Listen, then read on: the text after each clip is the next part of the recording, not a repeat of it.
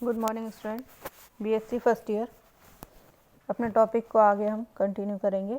अभी हमने पढ़ा था इंक्लूजन बॉडीज़। इसके बाद हमारी नेक्स्ट हेडिंग है बैक्टीरियल स्पोर्स, या जिन्हें हम एंडोस्पोर्स भी कहते हैं, यानी जीवाणु, बीजाणु या अंतर बीजाणु। ठीक है, तो कुछ बैक्टीरिया होते हैं, जैसे कौन कौन से? Bacillus anthracis, bacillus subtilis, clostridium tetani, clostridium botulinum, coxiella burnetii, sporosarcina, thermo actinomycetes, streptomyces, actinopolyspora आदि प्रजातियां आदि। ठीक है, जो अंतर बीजाणु यानी एंडोस्पोर यानी कोशिका के भीतर स्पोर का बनना, सेल के अंदर स्पोर का बनना, तथा बहिर्बीजाणु यानी एक्सोस्पोर यानी कोशिका के बाहर बीजाणु का बनना होते हैं। बीजाणु गोल, अंडाकार या फिर लंबे हो सकते हैं। जो स्पोर होते हैं वो कैसे हो सकते हैं? गोल हो सकते हैं यानी राउंड शेप, ओवल शेप्ड या फिर लॉन्ग, लंबे हो सकते हैं।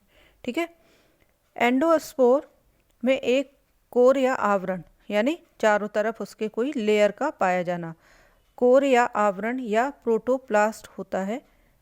बीजाणु आवरण आंतरिक झिल्ली, प्रातस्था, बाहरी झिल्ली तथा बीजाणु आवरण से मिलकर बनता है। यानी किस किस से बनता है ये इनर मेम्ब्रेन, कॉर्टेक्स और आउटर मेम्ब्रेन। जो क्या क्या होते हैं इसमें? एक तो इनर मेम्ब्रेन होती है, एक आउटर मेम्ब्रेन होती है और एक कॉर्टेक्स से मिलकर के बना होता है।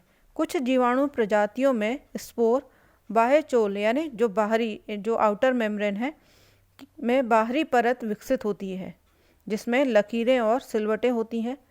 आंतरिक तथा बाहरी झिल्लियों के बीच में एक बहुस्तरीय कॉर्टेक्स होता है, जिसको हम क्या कहते हैं? प्रांतस्था यानी कॉर्टेक्स होता है, तथा बीजाणु आवरण से मिलकर बनता है। कुछ जीवाणु प्रजातियों में बीजाणु बाह्य चोल के बाहरी परत विकसित होती है, जिसमें लकीरें और सिलवटें होती हैं। आंतरिक तथा बाहरी झिल्लियों के बीच में एक बहुस्तरीय प्रांतस्था यानी पेप्टिडोग्लाइकॉन युक्त होती है। केराटिन जैसे कि प्रोटीन युक्त बीजाणु परत बाहरी झिल्ली के बाहर मौजूद होता है और यह रासायनिक उपचार से प्रभावित नहीं होता। इस प्रकार बीजाणु रसायनों के लिए प्रतिरोधी होता है, मतलब इनका केमिकल्स का इनके ऊपर कोई इफेक्ट नहीं होता। किसके ऊपर? जो बीजाणु होते हैं या फिर स्पोर्स के ऊपर। ठीक है, अब यहाँ है इसका स्ट्रक्चर। तो हमने अभी पढ़ा कि इसमें क्या क्या होता है। एक तो सबसे पहले है बीजाणु बाह्य चोल यानी एक्सोस्पोरियम, जो सबसे बाहरी लेयर के बाद जो पाया जाता है, आउटर लेयर के बाद जो अंदर स्पेस होता है, उसको क्या कहते हैं? एक्सोस्पोरियम कहते हैं या बीजाणु बाह्य चोल कहते हैं। इसके बाद है स्पोर कोट, मतलब बीजाणु का आवरण जो कोएट या फिर कोर बनाता है, स्पोर का जो बीजाणु का कोर बनाता है, ठीक है, आवरण बनाता है, उसको कहते हैं स्पोर कोट। फिर है आउटर मेम्ब्रेन यानी सबसे बाहर पाई जाने वाली, बीजाणु के बाहर पाई जाने वाली मेम्ब्रेन, जिसको हम आउटर मेम्ब्रेन या बाहरी कला कहते हैं।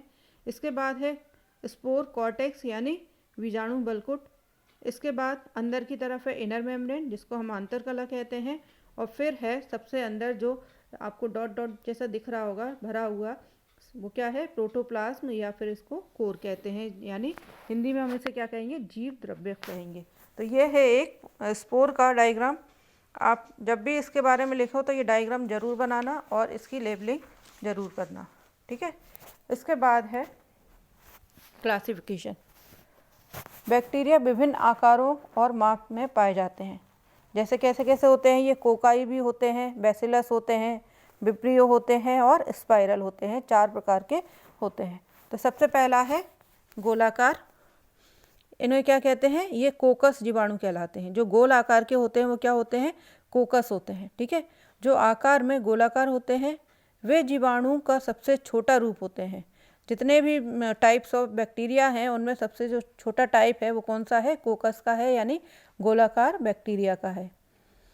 तथा कई अलग अलग प्रतिरूप में दिखाई देते हैं जो तलों के आधार पर विभाजित होते हैं।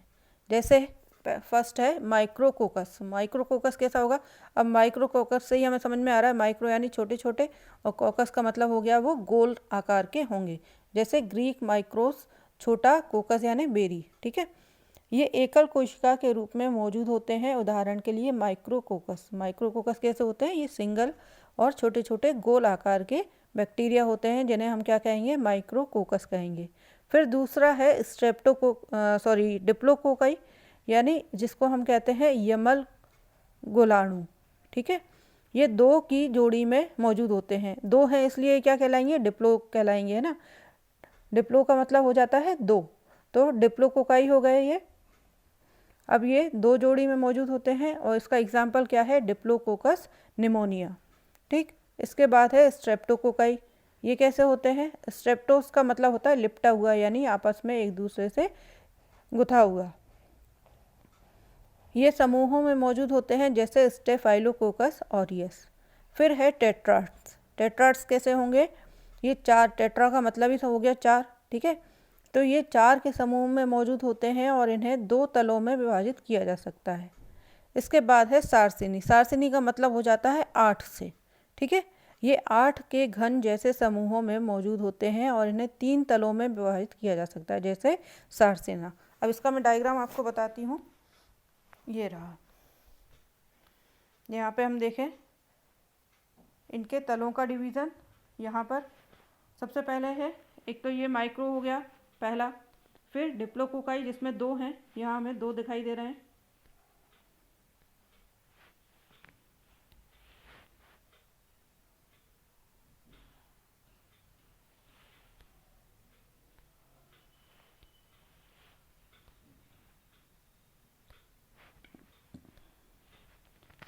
ये दो हैं इसलिए क्या कहलाएंगे? ये डिप्लोकोकाई कहलाएंगे। अब इसके बाद स्ट्रेप्टोकोकाई। स्ट्रेप्टोकोकाई किसे कहेंगे?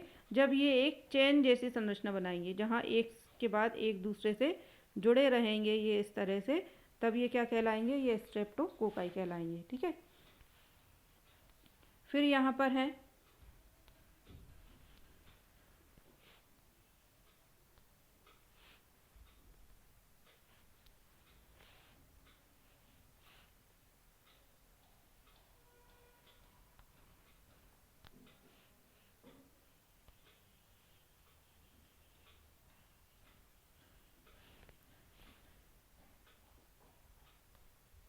ये क्या कहलाएंगे? टेट्राड कहलाएंगे, है ना।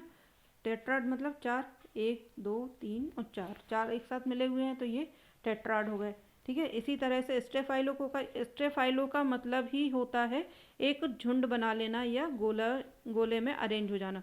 तो जब इस तरह के गोले में ये अरेंज हो जाएंगे तो इनको क्या कहेंगे? हम इनको कहेंगे स्टेफाइलोकोकाई। ठीक है, कोकाई का मतलब ही हो गया गोल। ठीक है, और स्टेफाइलो का मतलब हो गया जहाँ पर ये एक ग्रुप बनाए, एक गुच्छा बनाए, उसको कहेंगे स्टेफाइलोकोकाई। इस तरह से ये कितने प्रकार के हो गए? चार प्रकार के हो गए। ठीक है, अब दूसरा है सर्पिल आकार का। सर्पिल का मतलब हो गया स्पाइरल। ठीक है, स्पाइरल शेप कैसे होंगे? ये होते हैं सांप जैसे आकार के, जैसे कि हम यहाँ पर देख रहे हैं इसमें, ये वाला स्पाइरल शेप ये रहा। इन जीवाणुओं का आकार कभी भी सीधा नहीं होता। क्यों नहीं होता? क्योंकि ये घुमावदार होते हैं और इनमें एक या अधिक मोड़ पाए जाते हैं। इन्हें निम्न में सब डिवाइड किया गया है, जैसे विब्रियो या कॉमा। ये जीवाणु कॉमा आकार के होते हैं, जैसे विब्रियो कोलेरा। दूसरा है स्पाइरुला। इन जीवाणुओं का आकार कुंडलित या घुमावदार दंड जैसा यानी रॉड जैसा होता है। इन जीवाणुओं में एक कठोर शरीर होता है जिसमें एक कुंडलिनी आकार होता है, जैसे कि काफबेंज, और इसका एग्जाम्पल है स्पाइरुलम रूप्रेम। ठीक है, फिर थर्ड है स्पाइरोकेटस। स्पाइरोकेटस कैसा होगा? ये जीवाणु अपने गति के लिए बाहरी लचीले आच्छाद यानी आवरण पर पाए जाने वाले एक अक्षीय तंतु का उपयोग करते हैं, जैसे कि ट्रेपोनेमा पैलेडियम। अब इसके डायग्राम यहाँ पर दिए हुए हैं।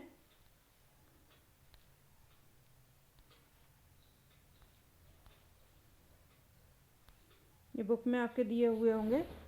विब्रियो, इसके बाद स्पाइरोलम और स्पाइरोकीट। ठीक है, ये यहाँ पर दिया हुआ है, ये स्पाइरोकीट। फिर है बेलनाकार या दंडाकार। ये कैसे होते हैं? ये जीवाणु छड़ के आकार के होते हैं और इन्हें बेसिलस यानी छड़ी के आकार का, और यदि हम एक वचन में बोलें तो इसको बेसिली कहेंगे और नॉर्मली हम इसको बेसिलस कहते हैं के रूप में भी जाना जाता है। पहला मैंने आपको बताया था गोलाकार यानी कोकस होता है, ठीक है।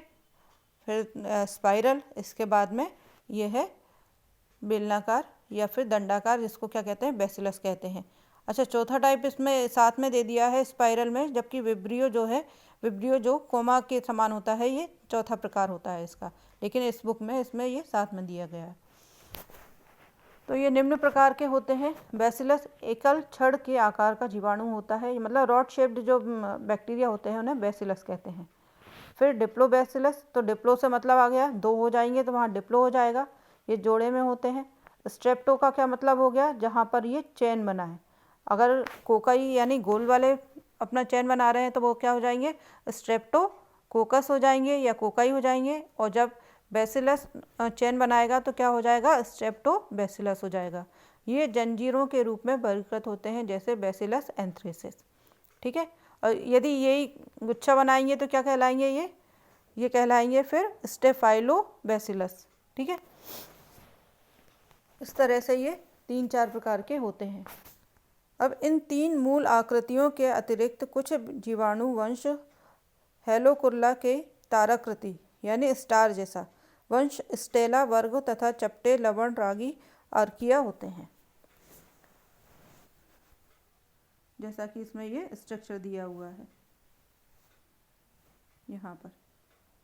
ये कैसे हैं? या तो स्टार जैसे हैं और स्क्वायर के आकार के हैं, 2 प्रकार के हैं। तो यहाँ तक ये समझ में आ गया होगा। इसके बाद है इनके रिप्रोडक्शन के मेथड्स किस किस तरह से होती हैं। तो रिप्रोडक्शन जैसा हमने प्रोटोजोन्स में पढ़ा था, है ना, अमीबा, पैरामीशियम, यूग्लिना, इन सब में जो प्लाज्मोडियम, इन सब में जो हमने पढ़ा था रिप्रोडक्शन, उसी तरह से होता है इसमें भी। इसमें 3 निम्न तरीकों से दिया हुआ है, जैसे कि वेजिटेटिव रिप्रोडक्शन, एसेक्सुअल रिप्रोडक्शन और सेक्सुअल रिप्रोडक्शन। तो ये हम अपने नेक्स्ट टॉपिक में कंप्लीट करेंगे। तब तक के लिए टेक केयर, थैंक यू।